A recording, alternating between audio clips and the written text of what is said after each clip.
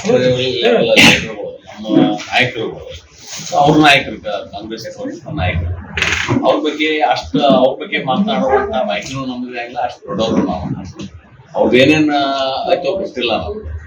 ಅಂದ್ರೆ ನಮಗೆ ತಿಳಿದ ಮಟ್ಟಿಗೆ DKN ಕಾಂಗ್ರೆಸ್ ಬಿಟ್ಟು ಬರಂಗಿಲ್ಲ, ಇದನ್ನ ಹೇಳ್ಬೋದು. ಅವರು ತಮ್ಮ ಬ್ಯಾಳಿ ಬೇಯಿಸ್ಕೊಳಕ್ ಈ ರೀತಿ ಡ್ರಾಮಾ ಮಾಡ್ತಿರ್ಬೇಕು ವಿನಃ ಅವ್ರೆ ಕಾಂಗ್ರೆಸ್ ಬಿಟ್ಟು ಬಿಜೆಪಿಗೆ ಬರುವಂತದ್ದು ಬಹಳ ದುರ್ಲಭ. ನನ್ನ ವೈಯಕ್ತಿಕ ನಿರ್ಣಯ ದುರ್ಲಭ ಹೆಂಗಾರೆ ಆಗಲಿ. ಅವರು ತಮ್ಮ ಹೈಕಮಾಂಡ್ಗೆ ಬೆದರಿಕೆ ಹಾಕ್ಲಾಕ, ಮುಖ್ಯಮಂತ್ರಿ ಆಗ್ಲಾಕ ನಾಳೆ ಮಾತಿನ ಪ್ರಕಾರ ಇದಕ್ಕೇನೋ ಮತ್ತು ಅವ್ರ ವಿರುದ್ಧ ಏನು ಮಾತಾಡತ್ತಾರಲ್ಲ ಕೆಲವೊಂದು ಮಂತ್ರಿಗಳು, ಅದಕ್ಕೆ ಅವ್ರನ್ನ ಬಾಯಿ ಮುಚ್ಚಲಾಕ DKC ಆಡೋ ನಾಟಕ ನಮ್ಗೆ ಕಾಣಿಸ್ತದೆ. ಆಯ್ತು, ಹಿಂದೂ ಹೋಟ್ಗಳನ್ನು ಸೆಳೆಯುವಂತ ತಂತ್ರನೂ ಇದ್ರಾಗಿರ್ಬೇಕು. ಎಲ್ಲಾ ಮಾಸ ಆಗಿ ಬಿಜೆಪಿ ಹೋಗ್ಬಾರ್ದು, ನಾವು ಹಿಂದೂಗಳು ಅತಿವತ್ತು ಅಂತ ತೋರ್ಸ್ಲಕ್ಕ ಆ ರೀತಿ ರಾಜಕೀಯ ತಂತ್ರ ಇರ್ಬೇಕು.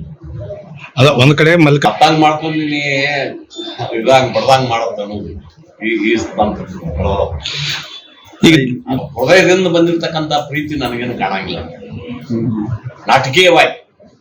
ನಾಟಕೀಯವಾಗಿ ಅವ್ರ ಹೈಕಮಾಂಡ್ ಎದುರಿಸ್ಲಾಕ, ಇಲ್ಲಿ ಲೋಕಲ್ ಅವ್ರಿಗೇನ್ ವಿರೋಧದಾರ ಅವ್ರನ್ನ ಬಾಯಿ ಮುಚ್ಚಲಾಕ ಮಾಡಿರ್ತಕ್ಕಂಥ ತಂತ್ರ ಅಂತ ನನ್ನ ನಿರೀಕ್ಷೆ.